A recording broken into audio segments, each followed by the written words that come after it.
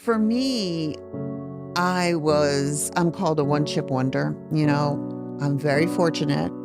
I was blessed. I mean, I think that I had several psychic changes on the way to my spiritual growth. I hear you. I mean, I hope I die having only had to pick up one white chip, Yeah. and I've heard people say, I did all my relapsing before my Right. case, Yeah. Yeah. And I think it also has to do with the emotional connection you have to the need to get sober. For me, it was making the connection with I cannot determine or estimate how many drinks I'm going to have. It's that one day I could have one or two drinks, and I could do that for a few days, but in a week or two, I could be blackout drunk and doing behaviors that I wasn't proud of. Hello, I am B. Reeves with New Waters Recovery in Raleigh, North Carolina. Welcome to our weekly podcast, Finding New Waters. Our goal in creating Finding New Waters is to provide a resource for families to help navigate the complexities of supporting a loved one struggling with substance use or mental health. When we find ourselves in crisis due to one of these issues, most people have no idea where to turn.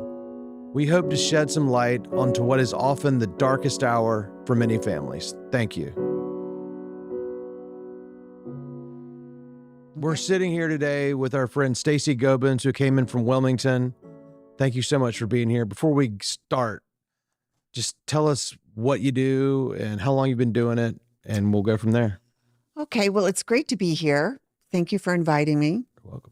I'm really excited, a little nervous. First podcast, but we all have to start somewhere. So I'm an addiction specialist, and I've been in the business over 20 years. Worked at a lot of great residential and intensive outpatient programs for substance use, eating disorders. And I felt, well, now I'm open to private practice. So this is a new beginning for me, and it's taking all my tools and all my experience from everything before and helping people that have addictions in any phase of that journey, because it's so different from the beginning, the person earlier in recovery, as to the person with a year, as a person with 5 and 10. And I think anybody would agree that has recovery, a long-term recovery, would agree that trauma is a big piece of why people use. So I've heard it said that trauma is the real gateway drug. Yeah, absolutely.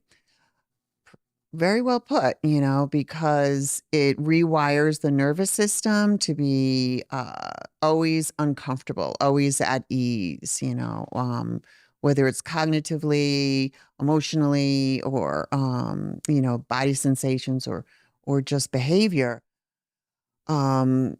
People with substance use disorders learn to manage their feelings, uncomfortable or even comfortable feelings, with alcohol or drugs. And, so what I want to do now is I want to be able to jump into that seat of really helping people work through the trauma. Unresolved trauma is what I think leads to relapse and leads to bad decisions in recovery. So I think when we clean out the original gateway drug, like you say, the trauma, whatever it may be, there's all different types of trauma, that's when we get to be happy, joyous, and free. So my company is Insights Center for Mindfulness and Psychotherapy. I'm PLLC. I'm based out of Wilmington. I have experience working with high net worth and executive populations and their families. I also have experience building a detox next door to a homeless shelter. So I really have an incredible diverse background of what kind of psychological and mental health and substance abuse issues can be typical in different demographics. How did you find yourself working in this field? Well, I have 27 years in recovery myself Awesome. from alcoholism, and there was definitely drugs dabbled in there. Cocaine and early teenage hallucinogenic use, and just always the ultimate partier, I guess you could say. Then I kind of had my bottom with I guess illicit substances when I was probably about 18, and believe it or not, I stopped any kind of drug at all at 18, even smoking pot. And that's when I fell in love with alcohol, because alcohol was the connection I needed in order to connect with other people. Right. So yeah, then like any good alcoholic, I figured out a way to open up, make a business out of selling alcohol. So I was at the time, my partner, my husband was Latvian, and we went when the Latvian Soviet bloc countries, when all those little Soviet bloc countries became republics, it opened up for Western business, and we went in and built diplomatic housing. I opened up cocktail bars. Really? Yes. So the problem is in Latvia is it's very, they really don't, it never gets dark in the summertime. All right. So in the summertime, you never know when to go home because it really never gets dark. So I think that was my ultimate bottom, was when I was opening bars out in Latvia. I was continually drinking. It was a blue margarita night every night. Oh my God. I mean, it sounds like the flip side of that would be during the winter when it's never light, it's always night. So right. It feels like 5 o'clock, even well before it is 5 o'clock. Exactly. Exactly. Yeah. And so I came to my realization, and I think that addiction is, I call it the trifecta disease. You need the biomarkers, you need the, the physiology, the genetics, right? Will you back up once? Tell us what biomarkers means. So those are, we talk about gene markers today. We talk about epigenetics today. Biomarkers are your genetics, basically, and do you carry the alcohol gene or do you not, or addiction gene? And so that is a big piece of, do people become addicted? And then you need the environment. You need to maybe be raised in a house that drank a lot of alcohol, or maybe you just had a peer system that was, drinking or drugging. So is all of what you're starting to interrupt your business, everything you're saying right now, still in the biomarker category? No. Okay. So you have three pieces. You have the physiology, you have your body, you have a gene marker there for alcoholism. You would not become alcoholic if you never drank alcohol. So that gene marker would never be activated. Okay. So then you need the environment piece. And that environment piece could be your family of origin drinks. Alcohol is always at the center of any party or any dinner. And then how you choose your peer system. Got it.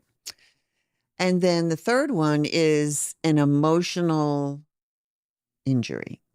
This is the trauma. Right. And this is the trauma. And that can, if you look at the adverse childhood experience assessments of childhood, so many alcoholics, I think it was 95% of addicts have high scores on that adverse childhood experience assessment. And it can be as little as, having a poor attachment with a parent. It could be attachment trauma. It can be medical issues. It can be, it can go up to domestic violence or, some type of abuse, whether it's sexual, physical, emotional. There's just so much trauma, I think, and it even can be just one negative statement that a parent made to you that just drives your whole psyche, for negative thinking. Yeah. I can pinpoint when I started drinking and using at and over things. When I talk about this, if I'm telling my story or talking to somebody individually, there's an episode of The Simpsons where Bart and Milhouse are in class, and the teacher, they say, I'm supposed to be on this field trip or something. And the teacher says, it sounds like somebody's got a case of the spostas. And I know exactly when I developed a case of the spostas and the wouldas and the couldas and the shouldas. It's when I got asked to not come back to one school. And from then on, it was like, I'm supposed to be here. I would be here. I woulda, coulda, shoulda. Right. And it was just this never ending cycle until I finally got sober. Yeah. And then was just like, this is where I am now, and accepting where I was at that moment and going from there instead of living in the past and future tripping, as we say. Yeah. Future tripping or, remorse about the past and anxiety about the future. Yeah. And, for me, I think my trauma was divorce and, being raised in a single household. And in the early 70s, it was unheard of for women to wear pants. And my mom was like wearing pants. She's a designer in Manhattan and, taking the train into Manhattan to support her family, my sister and myself. But so then there was the neglect piece from there was no parenting going on. So that was my trauma. And, getting into negative peer systems. My father was an alcoholic. And his father was a Bowery drunk. Okay. Basically died on the curb in Manhattan. Real deal Skid Row. Right. Yeah. And his parents, he came from a very wealthy family. We're talking about, a lot of wealth. And he just was an alcoholic and couldn't manage his life and couldn't live up to the expectations of what it meant to be in that high net worth class. Yeah. A lot of people involved in the founding of the Fellowship of Alcoholics Anonymous fit that bill too. Oh, absolutely. Bill Wilson and Dr. Bob, just that whole story, how they Roland met. before him. Roland before him. And then Carl Jung's in there and Silkworth's in there. So it's an incredible, story that they have. And, there's no coincidences. I think it was Roland who went to Switzerland to go to therapy, right? And so he had to meet with Carl Jung because, God, what was his teacher again? So Carl Jung's Freud. teacher? Yeah. So Freud was on vacation. Jung, and then Jung told Roland told Ebby, Ebby told Bill told Bob. Right. Yeah. So Freud was out of town and, he had to sit and meet with Carl Jung, which was, he was the one that cornered that this is a spiritual malady. Exactly. And then he goes back to William James, and William James is one of the original writers that Carl Jung kind of jumps off on what a spiritual experience is. There is sudden type like Bill Wilson had, at Townsend Hospital, that white light experience. And then there's the slow, gradual type. The educational variety. And that's what the steps do. Right. Right. Yeah. So I can honestly say that I had what I would definitely call a spiritual experience when I was in treatment. I didn't want to be there. I participated to make it go by fast. It did go by fast. I heard what I needed to hear. And one day I was getting out of the shower and felt a voice tell me I was going to be okay. Wow. But if I had just stopped there and said, oh, I've been struck sober, I'm good to go, then I would not be sober now. Right. But then since I've had what I would call a spiritual awakening of the educational variety through working steps and living the steps. Right. To the best of my ability. Yeah. That's it. And I love that part of your story where there was that psychic moment. There was a change, so, I've done so much research, my dissertation was in, perceived wellness in the 12 steps of Alcoholics Anonymous. And, you're taught as a researcher, to go back. Who was it before? Who was it before? So it was digging back into all those old papers and, peer-reviewed journals.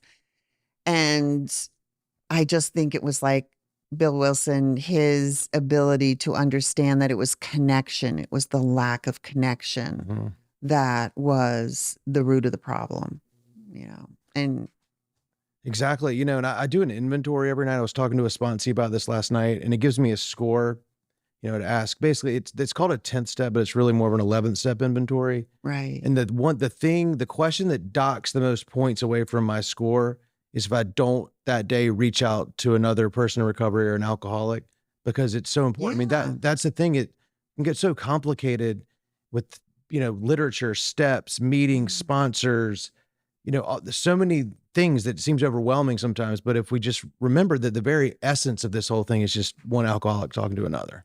Correct. And that's the connection. Correct. Yeah.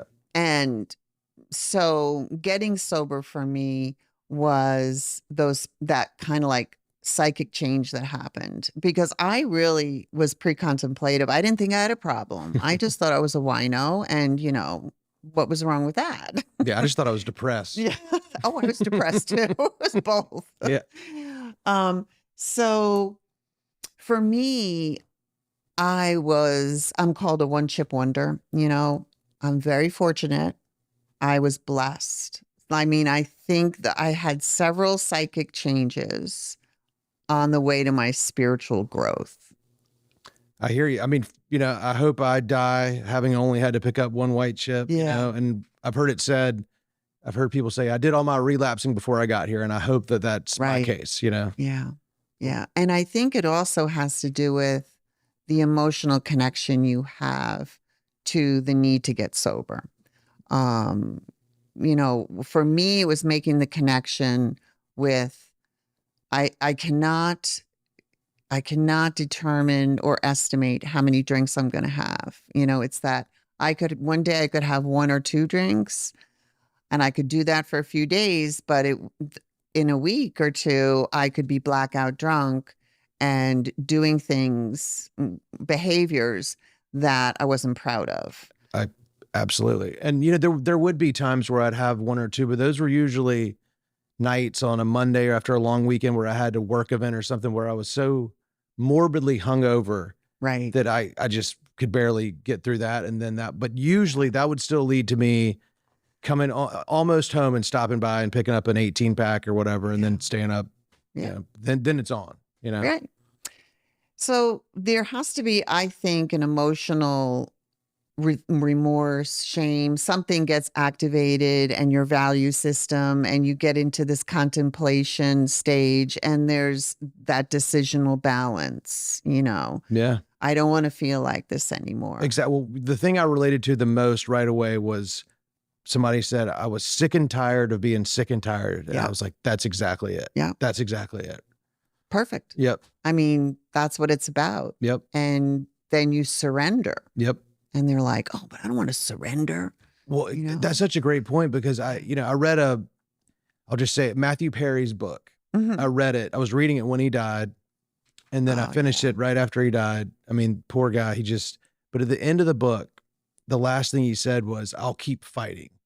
And I don't know if he meant it as in I'm never going to surrender, but I just see that a lot where people look at this as a fight. Yeah. Instead of a surrender to win situation. Right. That's perfectly said. Yeah. Yeah. Absolutely. And I got a home group really fast. I had 2 coffee commitments. Those were the days where we actually had somebody making coffee, and that made me feel like I belonged. I did outgoing meetings with my home group, and I made a lot of friends in AA that I could relate to. Yeah. Well, I mean, one way for me to describe it too, and I haven't talked about this lately, but the favorites in my phone. Yeah. If there are 20 people in there, 16 of them are people I've either met in the last, almost 6 years, or people I knew from my previous life who are also in recovery. Right.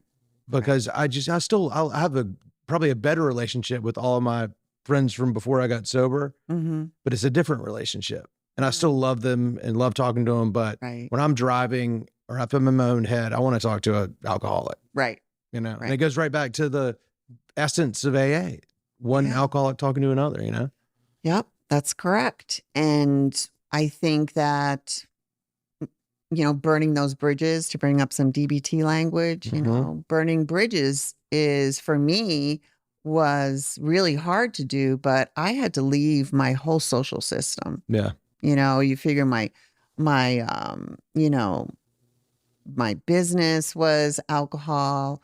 My friends were all, immersed in alcohol. And my husband was a, over drinker. Mm-hmm. And, it got to the point where I had to give everything up because somebody had to raise my 4 kids, So that was a process. I got really connected. I was disciplined. And it's hard for me to be disciplined. I wasn't normally disciplined at all, but I learned that this was life or death for me. And this was whether I was going to be able to raise my children or whether somebody else was going to do it. I mean, I had basically, if there was anything less than 0, I had it in the discipline department before. Yeah. And now, I mean, I was talking to a sponsee last night and he said, do you think you have more discipline than anybody in A? And I just laughed. But he said, I send him a gratitude list every day. And sometimes it's 11 p.m. if I'm traveling and something weird happens. But he said, I'm just waiting for you to miss and you never do. And the thing is, I don't know which thing is working and which thing, if it goes away, would, unravel the entire sweater. But I don't want to find out. Right. So I just keep going. I just keep doing it, Yeah. I'm very similar with making my bed in the morning. Same. It was a very simple commitment I made to my recovery. It was like messy bed, messy head. Yep. Oh, I've never heard that. I love that. But that's so true. Yeah. And so even today, if I walk past and I'm like, oh, I just won't make the bed. And I was like, no way, I'm making the bed because I don't want to jinx myself. I even do it. I even do it in a hotel. Yeah. Because I do, because I can't stand, especially if I'm going to be there being on a meeting, on Zoom or something while I'm in the room. I can't, even though I know somebody eventually is going to come in and clean the room and make the bed, I will still do it because I don't want to sit there with that messy bed because I'll have a messy head. That's right. That's right. Well, so you just mentioned DBT, and is that something that you do in your practice? It is. Okay. And, my professional journey happened midlife. So I had a career change, of course. And I went back and finished my undergraduate work, my graduate work. And when I was doing my graduate work, all my girls were also in college. So my dining room table was full of computers, full of peer-reviewed journals. And we were just students all together. So, I was, trained in mental health counseling, and then I also got an addiction license also. So right here in North Carolina, I'm a clinical mental health counselor and a license and an LCAS. Okay. And which is an addiction specialist in North Carolina. So my training is dialectical behavior therapy, which is a Marsha Linham therapy. She uses a lot of mindfulness. I know the last time we saw each other, I talked a lot about my meditation practice and how that deepened my spirituality because I was able to give up cigarettes. I mean, cigarettes was the last drug for me, I think, really. So giving up cigarettes, my brain wasn't searching anymore, so I was really so fascinated with how the brain disease of addiction, right? How that gets healed and how it takes discipline.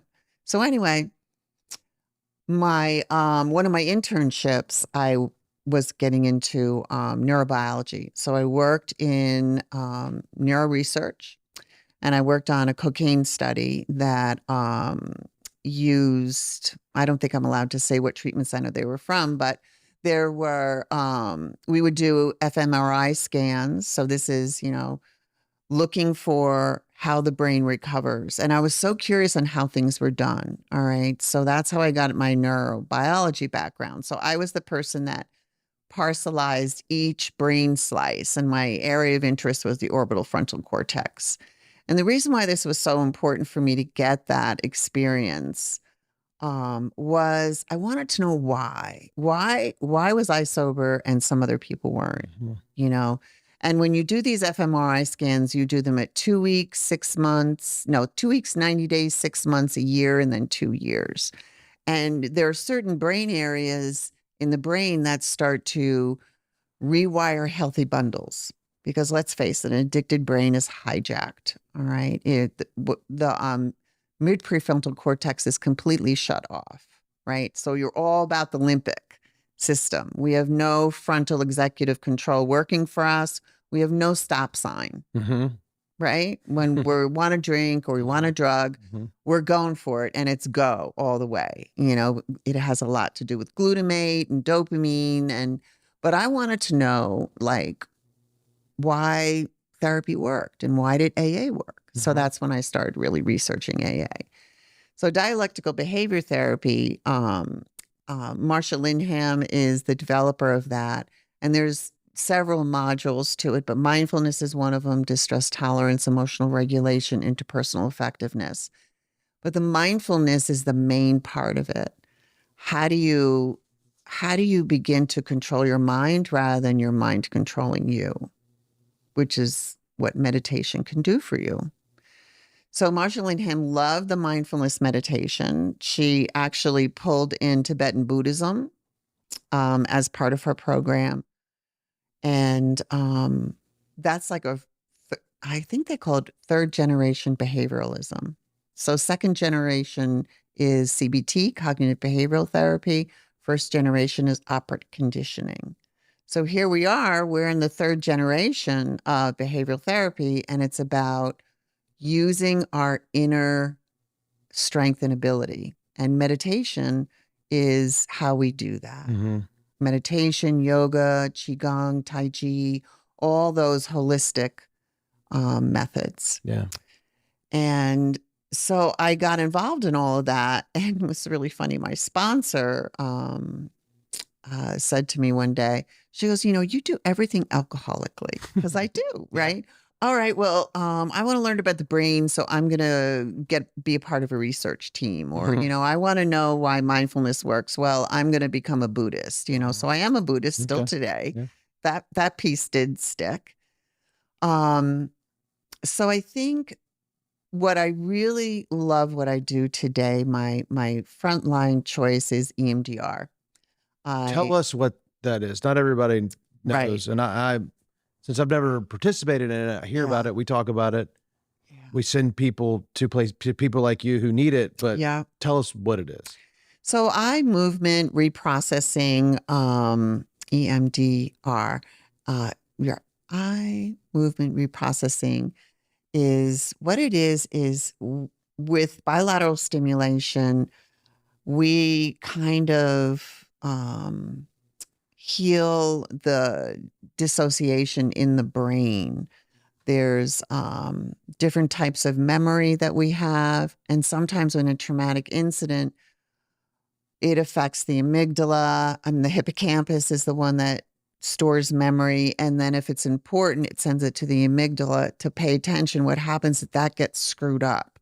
So we can't really form memory, right? So that's why a trauma survivor will have only bits and pieces of the memory because it hasn't been hardwired, right? It's still scattered.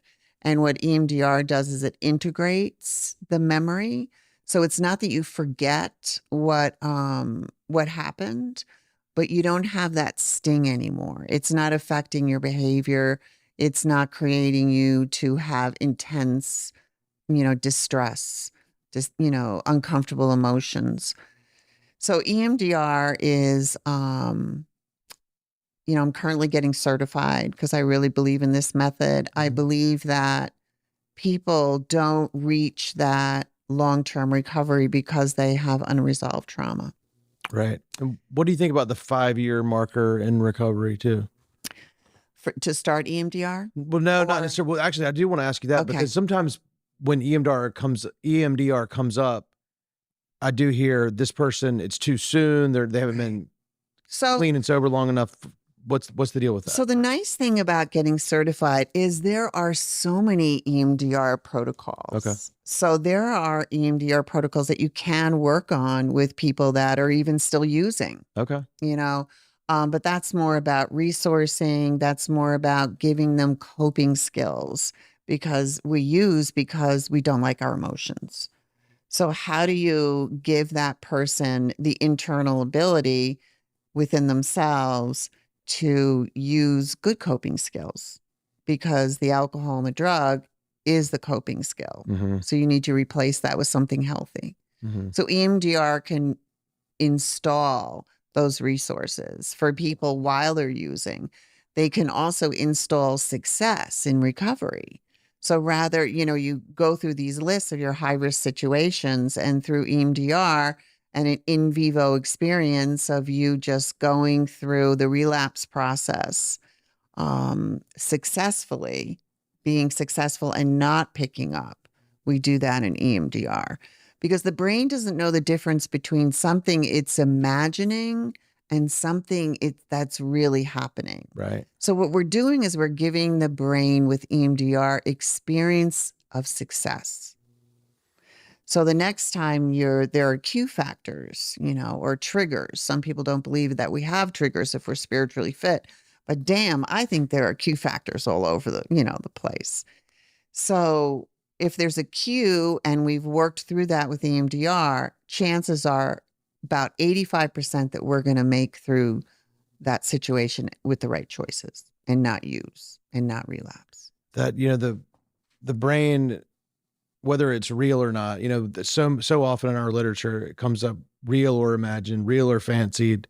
Yeah. And it's kind of the flip of that. So this is positive, whether it's real or not, but Right. it's all Right. in here. Right. We're teaching our brain to change. Mm-hmm. We're helping it. We're giving it a fertile environment so it can build new neural networks, because when you're in active addiction, the brain is hijacked. You're restless. You're irritable. You're discontent. You're feeling like terrible. Sick and tired. You're just sick and tired and you don't know how to change, Right. And I really believe that in recovery, we need to have a lot of pieces to our plan to be successful.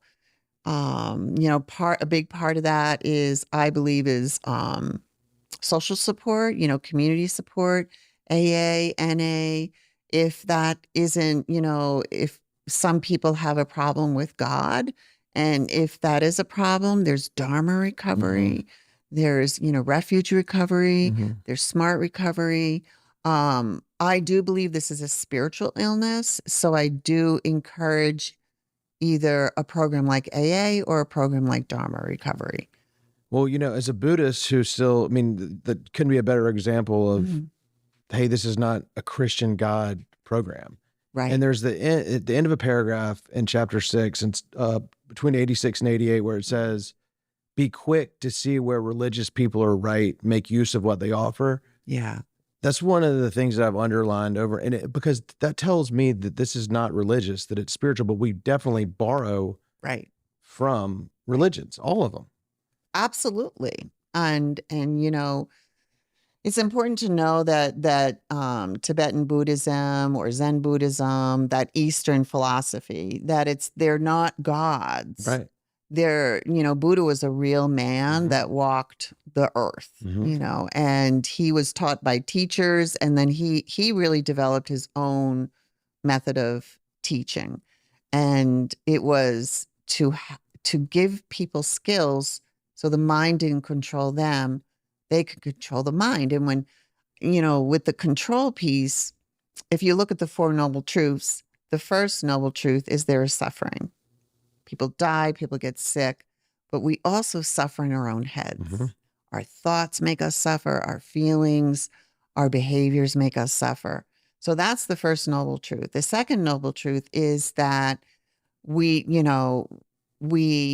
suffer because of kind of behavior, I guess, and it can be translated to, that the suffering is so great, we don't know how to get out of the suffering, right?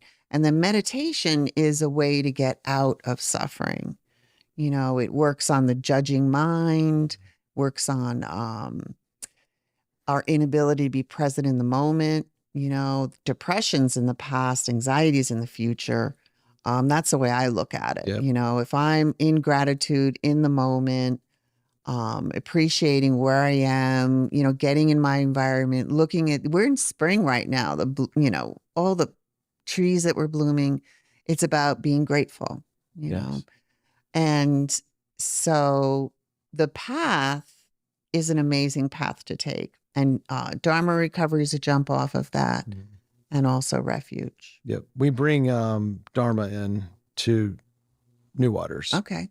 And people love it. It's just that they're just maybe not enough of it for people. I had a guy I ran into who brought a meeting in, who was originally an AA sponsee of mine. He went to Dharma, and then I saw him bringing in an AA meeting, and he loved Dharma, but he just said there just wasn't kind of enough of it. Right. But whatever program of recovery one chooses, the important thing is to work it.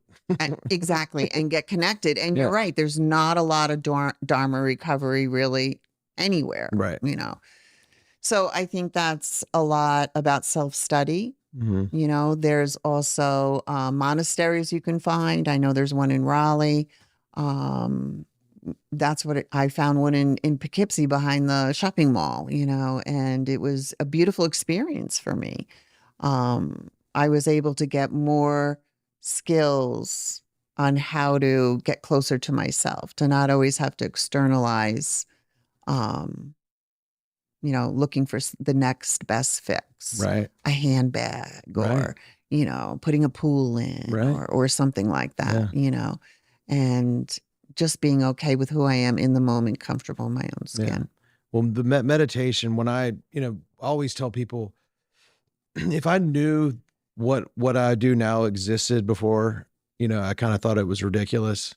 And there were certain things I didn't really know about, like a gratitude list or other things like that. But meditation, I definitely thought that was for kooks, and prayer was Santa Claus, foxhole. But, you know, I started meditating kind of right away, just because I was willing to do anything to not be sick and tired anymore. You know, I was sick and tired of being sick and tired. So I was willing and open, you know, and honest, you know, that acronym.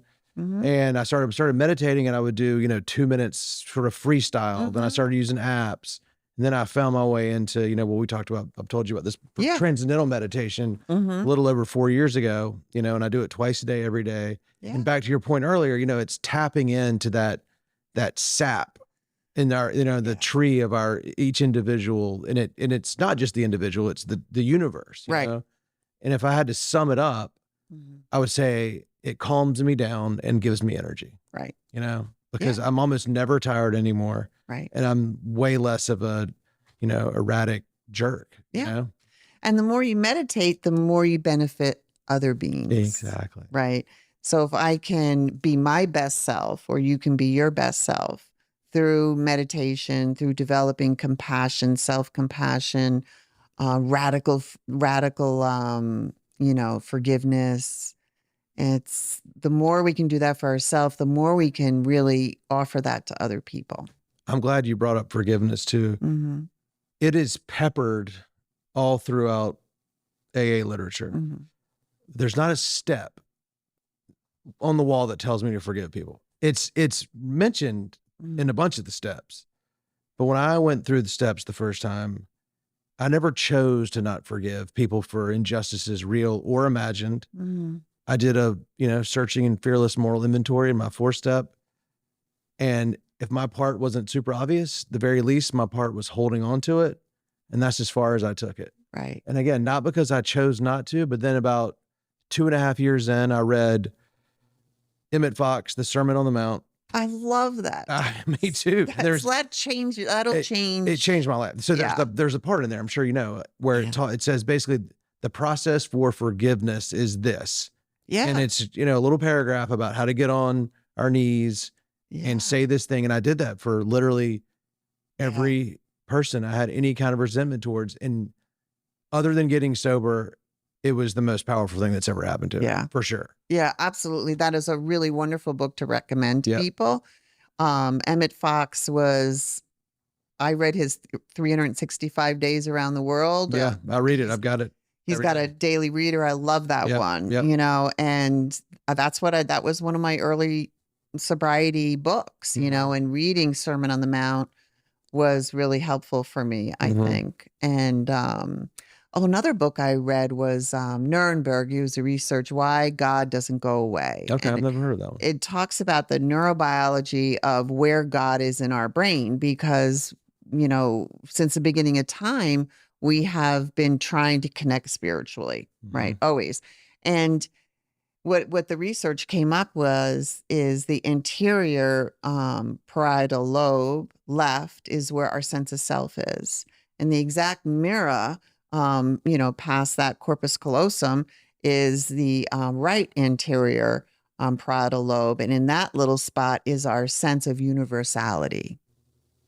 So our sense of feeling the universe, like feeling that all, that gratitude, that awe of just the universe. It doesn't have to be God. For some people, it's God. For some people, it's just that beautiful feeling of belonging, I guess you could say. Belonging and connection, and it's in, writers like Gabe Mate, I think his name is. So his book he writes, and I can't remember the title of it right now, but he talks about that addiction is lack of connection. Exactly. Right? And, that's something I, obviously learned in recovery. I didn't hear a lot of people saying that, on the outside more. Yeah. But that's exactly right. And then it goes right back to the essence of it, Right. to alcoholics talking to each other. Right. Yeah. And his book is In the Realm of the Hungry Ghost. Okay. So that's a definite great book for anybody to read. It's a big, fatty, meaty book. Okay. Sometimes I do books like that on Audible, just because it's hard to get through those big books, But he talks about, addiction is lack of connection. Yep. And then you get to researchers like Dan Siegel. He has a book called Mindsight. Okay. And he talks about, he talks about how interpersonal neurobiology is his basis, how we have these mirror neurons. And when we connect with somebody, that we're actually connecting on a neural level. And the only other species that have those mirror neurons are dolphins, right? Love dolphins, humans, and I think chimpanzees. So connection is really, really important for our brains. Yeah. And Dan Siegel talks about that in that book. So there's so many. I really encourage people in recovery to get curious and start reading. I hear you. And I mean, if nothing else, just the history of AA is so interesting. And then it can take us into all sorts of directions because, it's based on all the religions, the medical community. But you just said something interesting too about the back to the connection part. Because even when I was in a room full of people, I was usually still pretty isolated. Yeah. And, now, the connection is, I thrive on it. We can feel it when we're talking to people and I can tell when somebody is how I was not that long ago, Yeah. just in a room full of people, even at a party and just totally alone. Right. Yeah. And AA coined the term self-centeredness. Oh, really? AA is credited for self-centeredness, really? Self-centeredness, self-seeking. Yeah. So it's selfishness, self-centered, and self-seeking. And it took me a long time in recovery to get what the self-seeking piece was. And do you know what that's? Tell me. Okay. So so what that's about is when we're doing for others, but we're expecting something in return. Right. So it's not that we're just, giving something of ourselves to somebody. It's that we are, and we have a bank account with them. Exactly.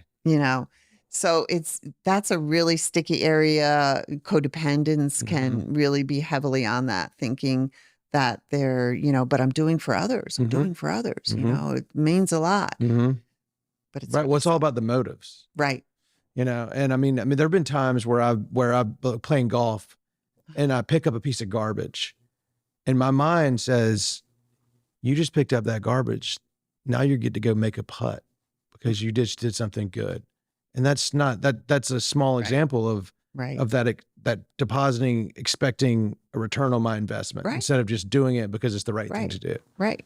And Yeah. doing the right thing when no one's looking. Exactly. Right. That's the definition of one definition of ethics. Yeah. Yeah. Oh, yeah, absolutely. I never thought of it as an ethical issue, but it certainly is. And as a recovery issue, when you can be in your life and do the right thing when no one's looking, Totally.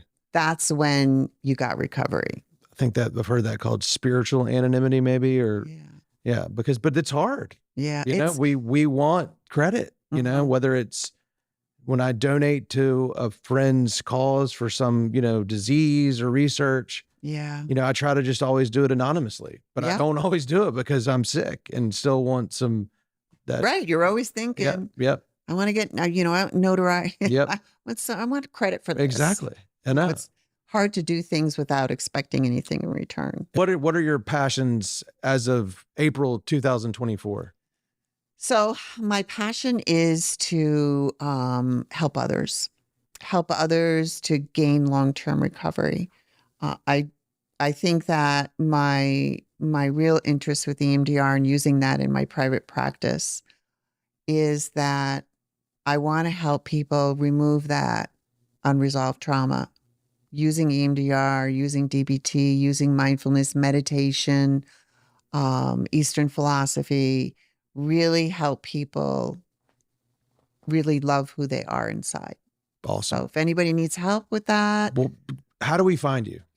So actually my email is insights and then it's Center for Mindfulness and Psychotherapy. Okay. But just the CF, Center for, and MAP. So cfmap@gmail.com. Okay. I don't mind giving out my phone number, which is 845-416-0962. And yes, I am a New Yorker. I just can't give up that phone number. I hear you. In probably 2005, I got a New York phone when I was living in New York, and I got a 212 cell phone area because of coveted 212. It's a hard one to get. But the phone was at I don't want to just disparage the carrier, but it didn't work well enough, so I went back to my 919. But so anyway, but you live in Wilmington. I live in Wilmington. You see clients in person. You see them virtually. Where all are you licensed? So I'm licensed actually in New York still, but I'm not physically there. So I'm licensed in North Carolina, LCAS and LMHC. I do EMDR remotely, with remote EMDR. So, and I'm having great success rate with it. So if you're outside of Wilmington, we can still work together. Awesome. Well, we'll put all your info and the links and everything on the podcast. But thank you so much. This is awesome. And thank you for driving up here to do this. And yes, my pleasure. And thank you for inviting me. It's been really wonderful. This has been great. Thank you so much. Okay. Thank you. Bye.